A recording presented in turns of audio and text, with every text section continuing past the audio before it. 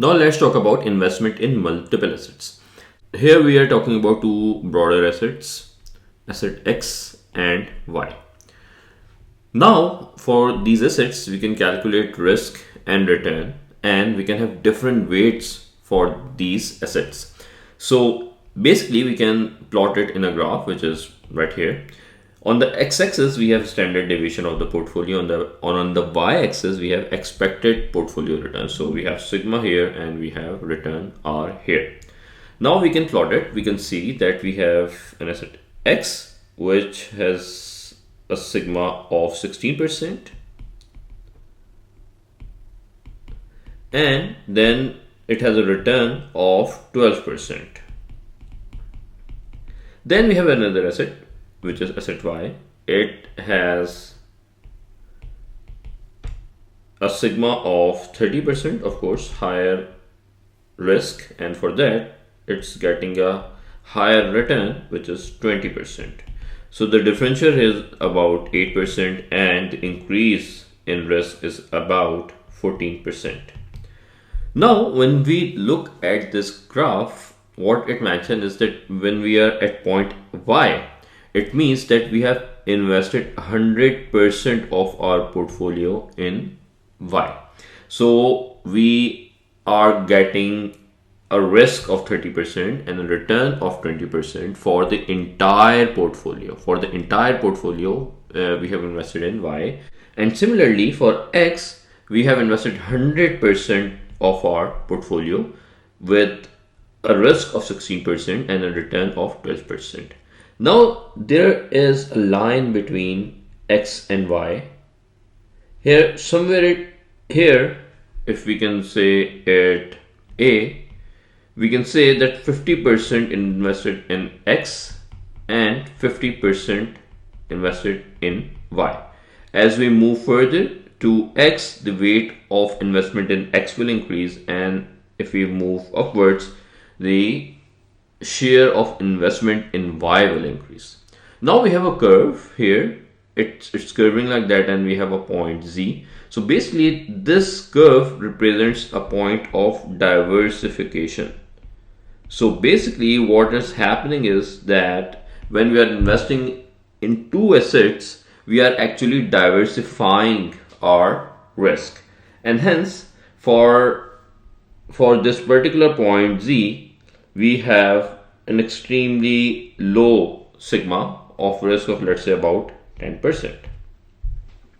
Now the curve between X and Z, this point is a point that represents region where amount invested in stock X is decreased while the weight of Y is increased. So basically we are moving from here to here, and beyond point Z, from here to here, we'll keep increasing the weight of Y until we reach a point Y where 100% of our portfolio is invested in Y. So this is how we plot two assets on a graph where we have return on the y-axis and standard deviation on the x-axis. We are building it just to have an idea about how we can build it further for more than two assets, but just to build a foundation that how this graph actually works and why is it curved. That's largely because of the diversification impact. We'll just discuss this diversification shortly in more detail. Now we have a formula for calculating the mean and return for multiple assets. We discussed it earlier. For the expected return for two weights, we were just multiplying it, W1 into R1 plus W2 into R2. Similarly, the formula for sigma includes W1, W2, which are weights, R1, R2, and rho, which was the diversification. We have just generalized those formulas. For the return, we have mu p is equal to summation of I is equal to 1 to n into Wi into mu I. So basically what you are saying, if we have n is equal to 3, the formula would be W1 into mu1 plus W2 into mu2 plus W3 into mu3. 3, and will keep increasing based on the number of variables that we have. Similarly, for the sigma square p, we have a similar formula where there is an involvement of rho, which is the diversification, which is the correlation Wij into sigma I into sigma j. We'll expand the formula that we discussed earlier for number of variables. So for 3 factors, it will be something like W1 square sigma 1 square plus W2 square sigma 2 square plus W3 square sigma 3 square plus 2 W1 W2 W3 sigma 1 sigma 2 sigma 3 into rho 1 2 rho 1 3 and rho 2 3. We will have 3 correlations between these variables. Now, whenever we are creating a diversified portfolio, so the objective of adding multiple assets in our portfolio is to diversify our investment. It means that we are trying to minimize our risk. So when we try to diversify, the correlation becomes a critical part. What is correlation? Correlation means that if we have 2 assets X and Y, how they are moving together. So basically, correlation says if there is a positive correlation, it means that if price of X increases, price of Y also increases. So correlation moves from -1 to +1.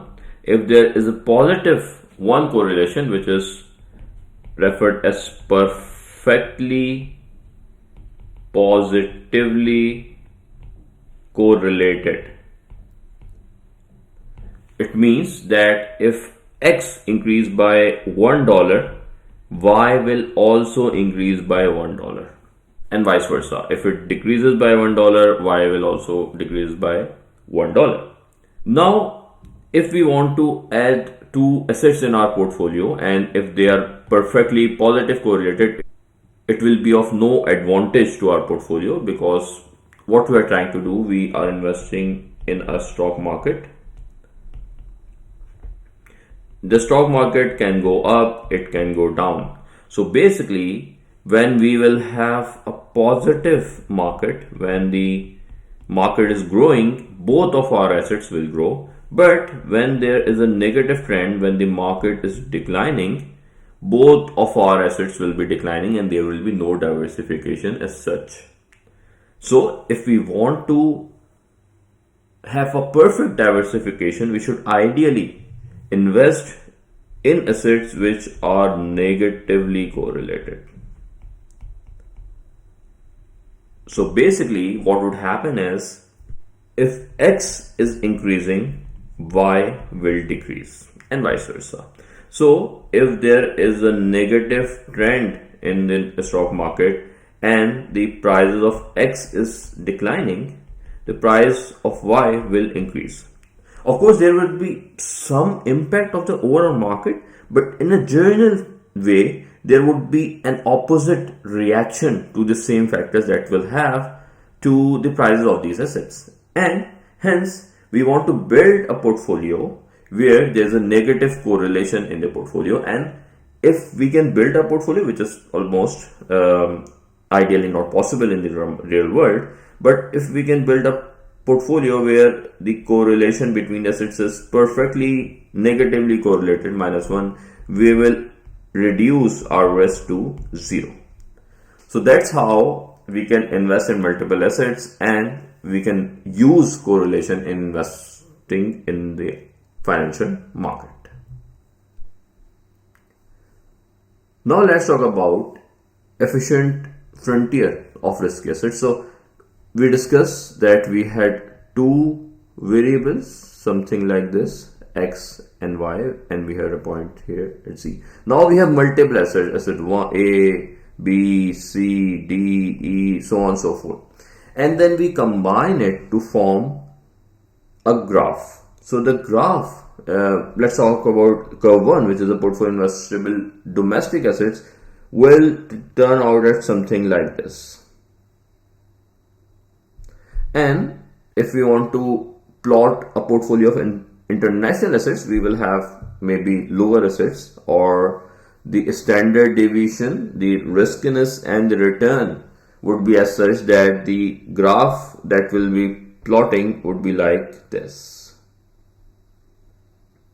So this is a graph for international securities, international assets, and this is a graph of investable domestic assets. Now here we can see, if we see this point and this point, let's say point X and point Y, the riskiness is about same, let's say 10%. But the return that X is getting is much lower than the return that Y is getting, which is a difference of about 5% as per our assumption. And hence a sane investor would be investing it in stock Y, because for the same amount of risk we are getting a higher return. So that's how decisions are made in the financial market. Why this happen, that some securities are riskier than others? Of course, on a lot of factors. We can have the company dynamics, we can have the dynamics of the sector of the company. For example, banking sector would be less volatile as compared to commodity sector. And there are certain factors that decides the risk and return dynamics of the assets that we have plotted. Now, building on that efficient frontier discussion, let's talk about minimum variance frontier. So the plot that we discussed, that we just discussed, where we have different returns and standard deviation plot, we call it minimum variance frontier. We build it for any given level of return in the investment opportunity set, and for all these investments there will be a portfolio with minimum variance.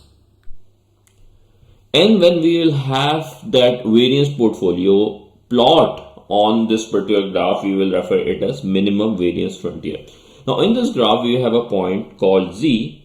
It is called global minimum variance portfolio. So this is the portfolio, this is the asset where we have the, let's say, 3% risk. So for all of these investments, the minimum variance that we are getting is at point Z.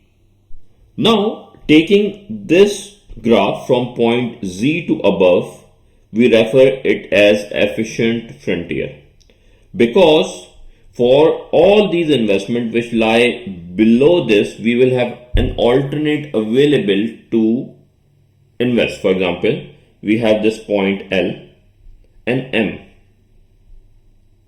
Now L lies above the minimum variance and M lies below. Now if we have two investors and they have to choose between L and M, the investor will always choose L because it's giving a higher return, let's say 7%, as compared to 4% return with the same amount of risk, that is about 4%. So for all of the cases that we have mentioned here, there will be an alternate option available on the efficient frontier, and we will not have any advantage investing in the lower part of the curve, and that's why we refer to this part from Z to A as efficient frontier, because it provides us the most efficient way of investing in the capital market. Just to recall, we have only risky assets plot on this graph. We are not talking about risk-free asset, and hence the global minimum variance is actually way away from this zero line where the risk is actually zero, which would be the case for risk-free assets. Now let's discuss an inclusion of risk-free assets on the efficient frontier. So now we have introduced an RF on the x-axis, this is a point where we are getting some return, let's say 3%. It would be lower than the market, but the sigma here is actually 0. Just to recall, on all of the x-axis, the value of y would be 0. Now we will have a tangent. So basically we have built a line that will make a tangent between this efficient frontier graph. Now this is a point where the line is making tangent to the efficient frontier. This is referred as market portfolio. Now according to the mean variance optimization framework, all investors should invest in the same portfolio of risky assets, which is again referred by this market portfolio. This particular portfolio that is referred by M consists of all investment that is available in the market in their respective proportions. So basically, if we are investing in the M, we are investing in the whole of the stock market. Now there is a decision between investing in the risk-free asset and the market portfolio. So if the investors are risk averse, they will be investing all here at point F. But if they are more riskier, they will move to the pocket M. So here at point M, we are investing 100% in the market portfolio, and here at RF, we are investing 100% in the risk-free assets. And we can say this point, let's say point A, where there is a 50% share in the market and 50% share in the risk-free assets. So the investor will have to decide what sort of portfolio they are building based on their risk preference. If they are risk averse, they will be more interested in risk-free assets. But if they want to earn more return and get in the market, they will have a higher return, higher risk as well, and they will invest more in the M portfolio. Now let's talk about some of the limitations of the mean variance optimization framework. The MVO framework assumes that number one, all investors have the same expectation about the mean, standard deviation, and correlation of the different investments. So if there is an investment called X which has a mean of 10% and a standard deviation of 15%, all of the investors, if there are 100 investors in the stock market, they will all have the same expectation that this particular asset X will give us a return of 10% and it will have a risk of 15%. The second point is that all investors care only about mean and standard deviation. So they make their entire decision of investing or not investing in the particular asset is based on these factors, which is mu and sigma. Of course, in the real world, there are a certain number of factors that are assumed, but in the MVO, in the mean variance optimization approach, it is assumed that they are just concerned about mean and the standard deviation. And the third assumption is that all investors can borrow at the risk-free rate of interest, and once they do, they can invest in the market as well. Of course, these assumptions are not that much realistic in the real financial world because no unlimited money is available at risk-free rate. There is always some limitation. There are a number of factors other than mean and standard deviation which are considered while investing in the market, and the expectation about the assets differs from investor to investor.